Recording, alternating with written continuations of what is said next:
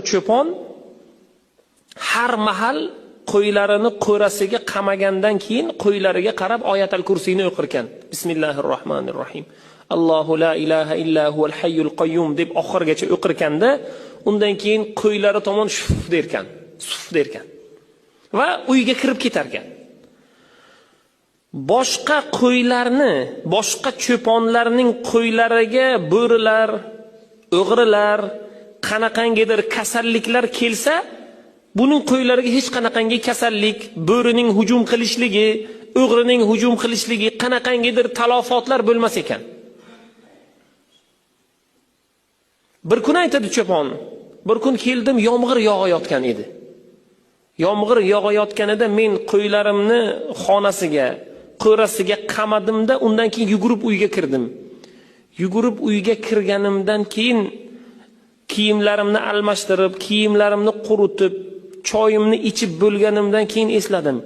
Men bugun qo'ylarimni qamaganimdan keyin oyatul kursiyni o'qidimmi yoki yo'qmi dedim. Va esladim, bugun o'qimagan ekanman.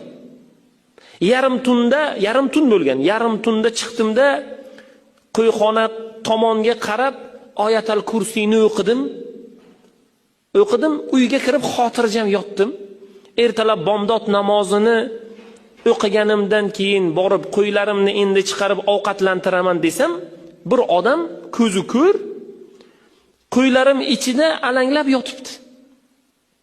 Har qayerga boradi, u yoqqa boradi, bu yoqqa boradi, u yoqqa boradi, bu yoqqa boradi. Va men uni oldiga borib, birodar, sizni ko'zingiz ko'r ekan, siz yo'lingizni adashtirib, meni qo'yxonamga kirib qolibsiz, sizga men yo'l ko'rsataman deb qo'lidan olib tashqariga chiqarsam va undan holatni so'rayapman.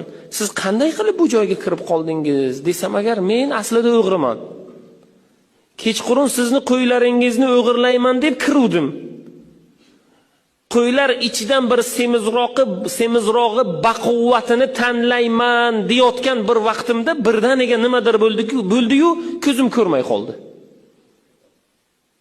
Va shunda u yigit aytdiki, subhanalloh. O'sha payt bu oyatul kursiyni o'qib yuborgan, o'sha payt.